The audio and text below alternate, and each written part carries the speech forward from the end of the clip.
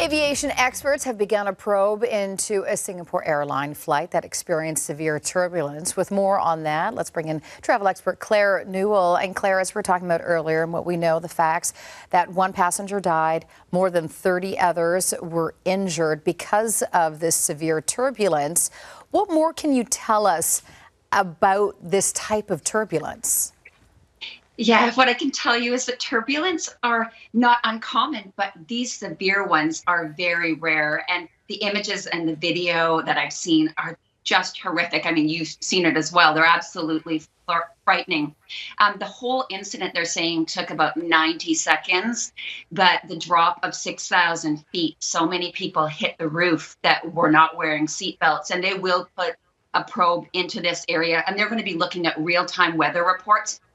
They're talking about extreme thunderstorms over Myanmar at the time, and that's typical for this time of the year. But whether it was a budding thunderstorm that was rising or going low, or whether this was just clear turbulence, they're going to be looking at what exactly happened.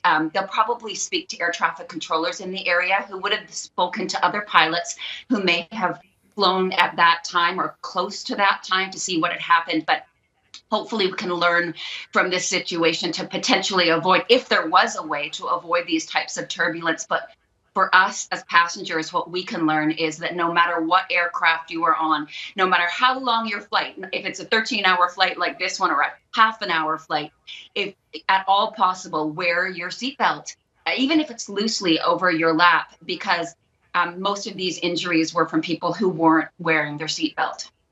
Yeah, that is some good advice there, Claire. I was thinking the same thing. If I'm in my car, I always have my seatbelt on while the car is moving. The plane is always moving, so why not just keep your seatbelt on? Meantime, tourism operators in the West, they are expressing concern, Claire, on the effect that wildfires will have on business.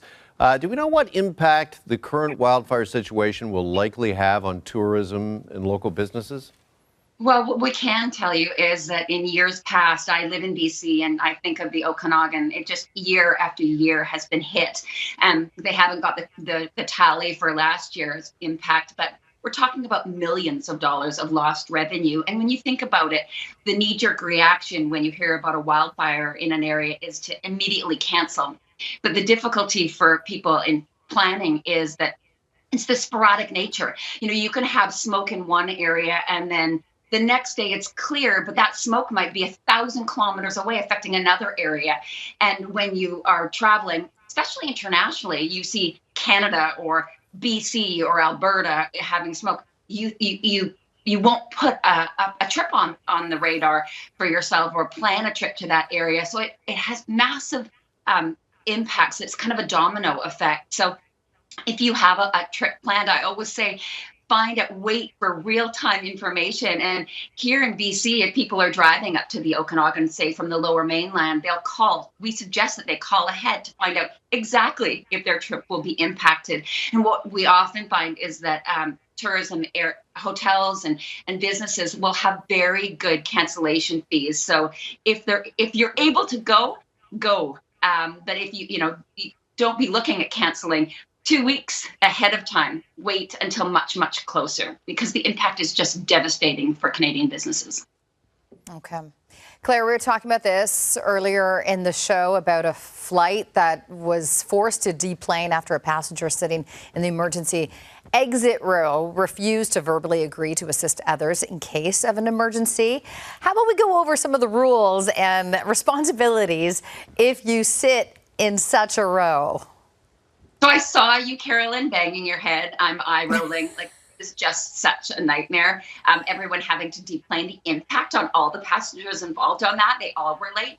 This woman was actually, like you mentioned, escorted off the plane by police. So the reality is especially if you're buying those exit rows, you do need to know the rules. Typically, there's an age, 12 years or older. You need to be able-bodied. But the FAA has rules in place where you need to be read the information, and you have to verbally agree to help people in case of an emergency. And if you're not going to be willing to do that, don't click. Even when you're making the booking, you have to click to say that you're willing to do that. So if you're planning to take those seats, know that it's your responsibility to help others off the plane. Yeah. All right. Spirit Air in the U.S., Claire, is joining a frontier in, how about this, getting rid of cancellation fees. Talk to us about this and what is behind that decision. And could we possibly see that, do you think, here in Canada with some carriers?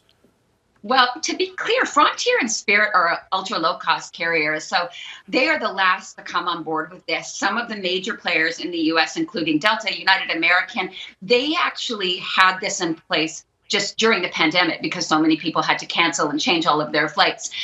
Not for the lowest, most restrictive fares, and that's pretty much common across airlines in North America, including Canada.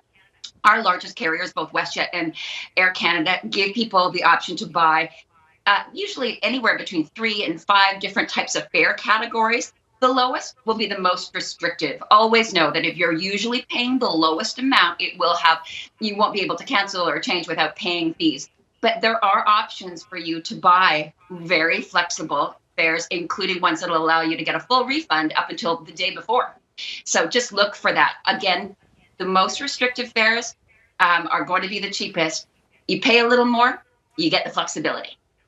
All right, there you go. We're going to have to leave it there. Thank you, Claire. Thanks so much.